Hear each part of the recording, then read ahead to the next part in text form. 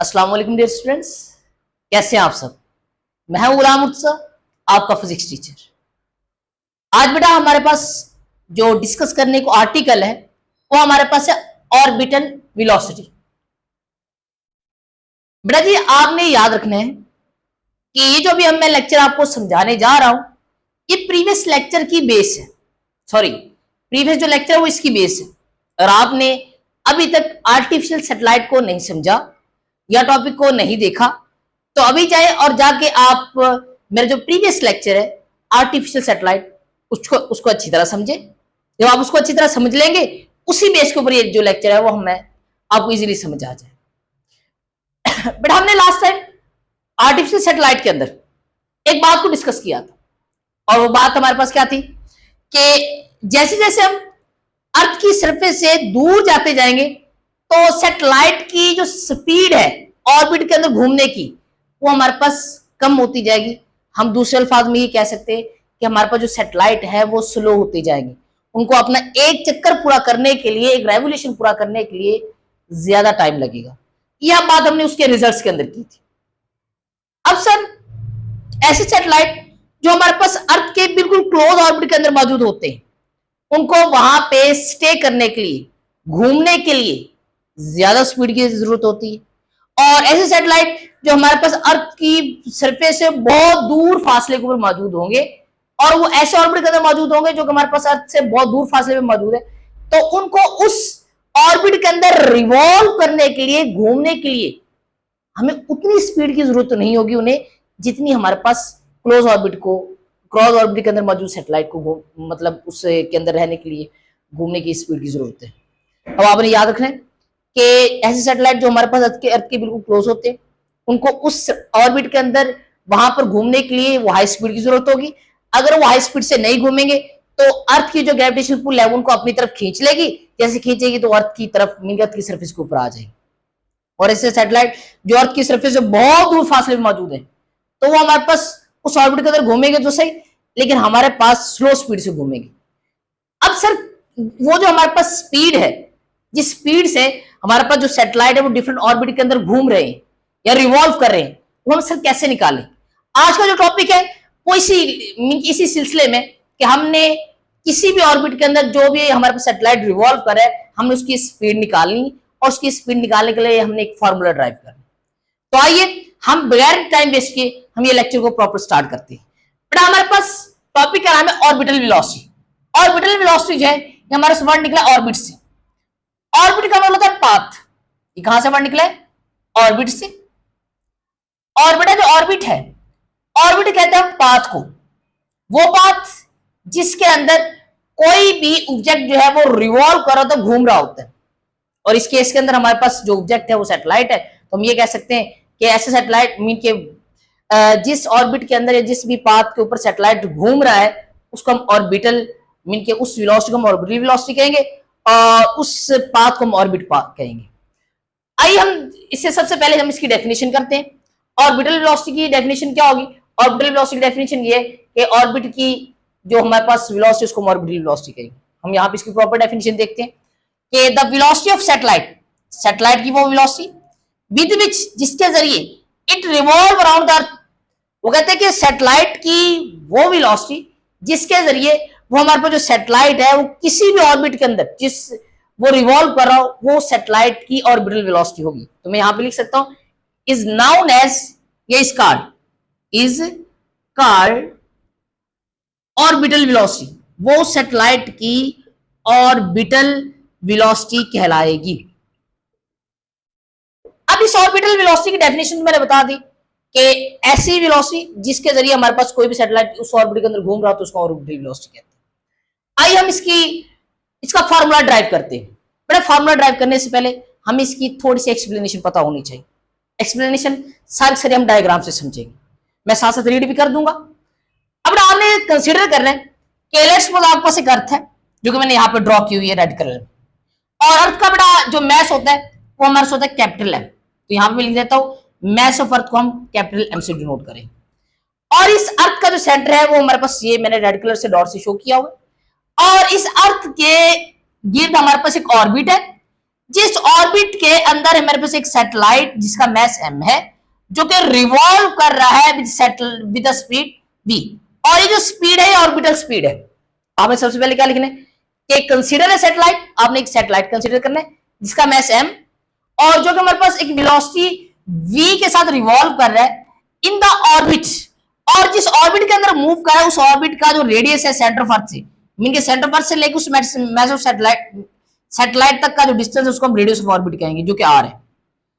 अब याद रखिएगा कि ये जो r है ये हमारे पास जो डिस्टेंस है वो आप कहां से मेजर कर रहे हैं, ये आप मेजर कर रहे हैं सेंटर ऑफ अर्थ से लेके उस सैटेलाइट तक। अब यहां पे देखो इस डिस्टेंस के अंदर दो डिस्टेंस आ रहे हैं, कौन कौन से डिस्टेंस, एक तो हमारे पास हाइट जो अर्थ की सरफेस से लेके इस सैटेलाइट तक की आती है, मीन कि ऐसा डिस्टेंस जो अर्थ की सरफेस से लेके उस सैटेलाइट तक का जो डिस्टेंस उसको हम हाइट कहेंगे, और इस अर्थ की सरफेस से लेके सेंटर तक का जो डिस्टेंस उसको हम आर कहेंगे। तो हम ये कह सकते हैं कि जो रेडियस ऑफ अर्थ है ये हमारे पास दो चीजों पे मुश्तमिल है, इन दो चीजों पे मुश्तमिल, R plus H, mean radius of earth plus height is equal to radius of orbit कह सकते हैं।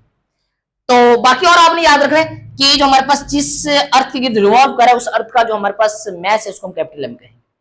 ये बड़ा एक्सप्लेनेशन में मेंशन करनी है, तो ये बात मैंने यहां मेंशन भी क्यों है कि let the mass of satellite be MS, mean satellite का जो मैस है वो एमएस है, that is revolving around the earth, कि वो जो सैटेलाइट है वो रिवॉल्व कर रहा है अर्थ के गिर्द, और अर्थ का जो मैस है वो कैपिटल एम है, और वो जिस वेलोसिटी के साथ रिवॉल्व कर रहा है उसकी वेलोसिटी है मेरे पास v in the radius of radius, और वो जिस हमारे पास सर्कल के अंदर इनके जिस ऑर्बिट के गिर्द वो रिवॉल्व कर रहा है उसका जो रेडियस है उसको हमने स्मॉल r से रिप्रेजेंट किया हुआ।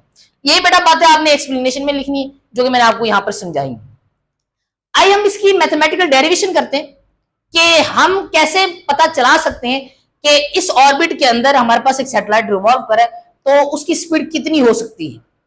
तो उसके लिए मैं यहाँ पे सबसे पहले आपने याद रखना कि बेटा जब भी हमारे पास कोई भी ऑब्जेक्ट सर्कल के अंदर घूमता है तो उसके ऊपर एक फोर्स का इफेक्ट लगता है जिसको हम सेंट्रीपिटल फोर्स कहते हैं, और सेंट्रीपिटल फोर्स क्या करती है, उस ऑब्जेक्ट को सर्कल के अंदर घुमाती है। ठीक है बच्चे, तो यहां पे मैं ये कह सकता हूं कि अगर सैटेलाइट सर्कल के अंदर रिवॉल्व कर रहा है ऑर्बिट के अंदर तो यहाँ पे एक फोर्स लग रही है उसको हम सेंट्रीपिटल फोर्स कहेंगे। तो यहाँ पे मेंशन किया हुआ है कि the force that hold the satellite in the circular orbit, ऐसी फोर्स जो सर्कल को सर्कुलर ऑर्बिट के अंदर रखती है वो फोर्स हमारे पास है सेंट्रीपिटल फोर्स, और उस सेंट्रीपिटल फोर्स को मैं एफ सी से रिप्रेजेंट करूंगा। एफ सी ये बराबर है हमारे पास M V square over R. अब यहां पे इस एम को मैं स्मॉल एम तो कहा है लेकिन इसके साथ मैं एस लगा दूंगा क्योंकि ये हमारे पास है मैस ऑफ सैटेलाइट। इस इक्वेशन को आप नाम दे दीजिए इक्वेशन नंबर 1।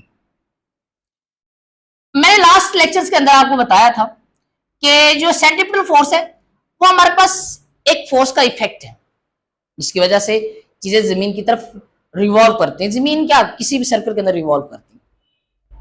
तो सेंट्रीपिटल फोर्स एक इफेक्ट है, ज्यादा कुछ फोर्स नहीं।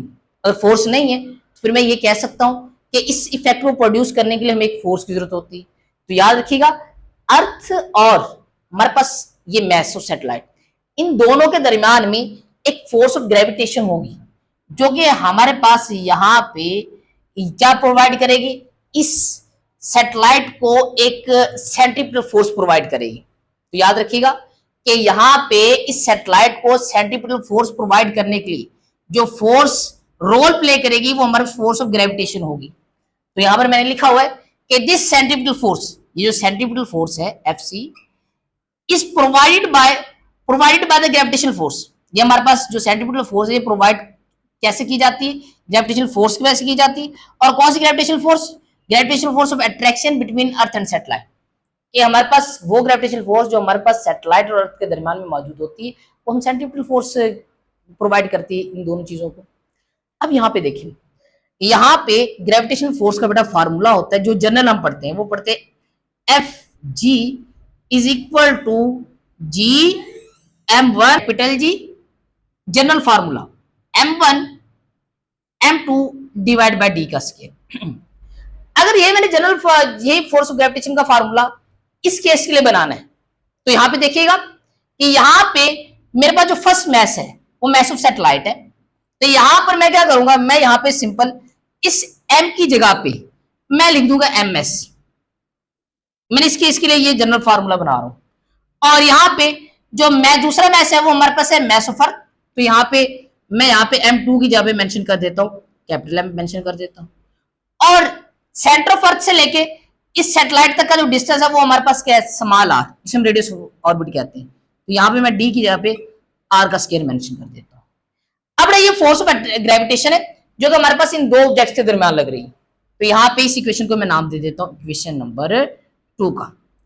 अब याद रखिएगा कि यहाँ पे ये जो ग्रेविटेशनल फोर्स ऑफ अट्रैक्शन है यही हमारे पास सेंट्रीपिटल फोर्स प्रोवाइड कर रही है। अगर ये सेंट्रीपिटल फोर्स प्रोवाइड कर रही है तो फिर मैं यहाँ पे मेंशन कर सकता हूँ कि यहाँ पे ये जो एफ सी है ये बराबर है एफ जी के, क्योंकि यहाँ पे जो एफ जी है वही सेंट्रीपिटल फोर्स प्रोवाइड करेगी। अगर ये सेंट्रीपिटल फोर्स प्रोवाइड कर रही है तो मतलब ये दोनों आपस में क्या होंगी, बराबर होंगी। तो यहाँ पे एफ सी की जगह एफ सी की वैल्यू पुट करोगे, अगर एफ सी की वैल्यू पुट करूँ तो ये मेरे पास क्या आएगा, M V M S into V square over R is equal to, और ये वाली फॉर्म इक्वेशन क्या होगी मेरे पास, G into M S into capital M divide by R का स्केयर।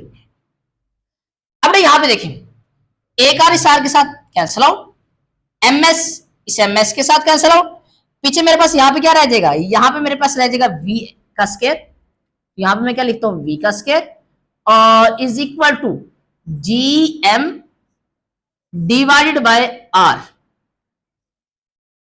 अगर बेटा मैंने यहां पे v का फॉर्मूला निकालना है तो मैं क्या करूंगा, मैं यहाँ पे दोनों साइड पे स्केयर रूट लूंगा। अगर मैं दोनों साइड पे स्केयर रूट लेता हूं तो ये मेरे पास बन जाएगा अंडर रूट और ये बेटा बन जाएगा अंडर रूट। अब ये तो स्केयर रूट के साथ कैंसिल हो, बेटा पीछे क्या रह जाएगा, पीछे आपके पास जनरल चीज रह जाएगी, क्या रहेगी, v is equal to under root capital G into M divide by R. नहीं, ये जो r है, ये r हमारे पास जो है, ये हमारे पास से r बराबर होता है दो चीजों के, radius of earth plus h। मैंने यहां पर आपको बताया कि ये जो स्मॉल r है रेडियस ऑफ ऑर्बिट, ये बराबर है r radius of earth plus h। तो यहां पे लिखा है कि ये जो स्मॉल r है ये बराबर है r प्लस h। अब ये वो वाला फार्मूला निकल गया जिस फार्मूले से मैं बता सकता हूं कि कोई भी ऑर्बिट, किसी भी ऑर्बिट के अंदर अगर कोई सैटेलाइट रिवॉल्व करे, उस ऑर्बिट की मैं स्पीड मालूम कर सकता हूं कि वो किस स्पीड से वो घूम रहा है। उसके लिए आपको क्या चीज रिक्वायर्ड है, उसके लिए आपको एक तो चाहिए जी चाहिए। जी की वैल्यू बेटा हमारे पास मैंने मेंशन की हुई है, पहले मैं आपको बता देता हूं। इस केस के अंदर मेरे पास यहाँ पे जो आर है ये हमारे पास रेडियस ऑफ अर्थ है, इसकी वैल्यू होती है 6.4 मल्टीप्लाई बाय 10⁻⁶। ये कांस्टेंट है, ये चेंज नहीं होती, ठीक है बच्चे। अब यहाँ पे ये जो स्मॉल आर है, ये मैंने अभी पहले बताया कि जो स्मॉल आर शो करता है रेडियस ऑफ ऑर्बिट को, और यहाँ पे इस फार्मूले में जो एच है वो हमारे पास हाइट है above the surface of earth. ये कोई भी सैटेलाइट वो हमारे पास अर्थ की सरफेस से कितना दूर है या कितना ऊंचा है। और ये जो कैपिटल जी है इसे कहते हैं ग्रेविटेशन कांस्टेंट, जिसकी वैल्यू यहाँ पे मैंने मेंशन की हुई है 6.673 मल्टीप्लाई बाय 10⁻⁻11 न्यूटन पर मीटर स्क्वायर पर किलोग्राम स्क्वायर। और ये जो कैपिटल एम है ये है मैस ऑफ अर्थ, इसकी वैल्यू मैंने बताया 6 मल्टीप्लाई बाय 10⁻24 kg। अब यहाँ पे ऑर्बिटल वेलोसिटी का फार्मूला सिंपल ये, जी की वैल्यू आपको पता है ये कांस्टेंट होती है, ये चेंज नहीं होती, ये आपने पुट करनी है। मैस ऑफ अर्थ की वैल्यू भी कांस्टेंट है, ये भी आपने यहाँ पे चेंज नहीं होनी, ये भी आपने यही पुट करनी। अब ये स्मॉल आर के अंदर दो चीजें आप पुट कर देंगे, आर प्लस एच। तो आर की जगह पे रेडियस ऑफ अर्थ पुट करेंगे, बाकी पीछे रह जाता है एच।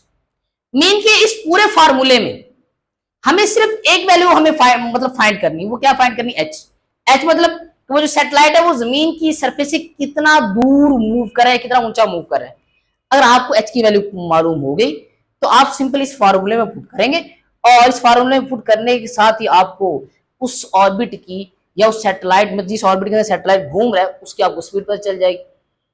तो ये बेटा आपका ओरल लेक्चर था, लेकिन आपने यहाँ पे एक और भी चीज याद रखनी है। वो याद रखनी है क्या, इस हमारे पास इस फार्मूले में मैस ऑफ सैटेलाइट आए, यहाँ पे या तो जी है या कैपिटल एम है या आर है, तो हम ये कह सकते हैं कि हमारे पास जो मैस ऑफ सैटेलाइट है वो हमारे पास अनइम्पोर्टेंट है। किसके लिए, ऑर्बिटल स्पीड के लिए। ऑर्बिटल स्पीड के लिए हमें सिर्फ हाइट की जरूरत होती है, बाकी सारी चीजें तो वैसे कांस्टेंट है। तो ये हमारे पास ओवरऑल लेक्चर था बेटा आपका। अगर बेटा आपको इस लेक्चर के अंदर अगर कोई भी पॉइंट आपको अगर समझ ना आए तो आप क्या कर सकते हैं, आप कमेंट बॉक्स के अंदर आप कमेंट करके पूछ सकते हैं। तो नेक्स्ट लेक्चर में बेटा अल्लाह हाफिज। आप तमाम लोग अपना बहुत सारा ख्याल रखिए।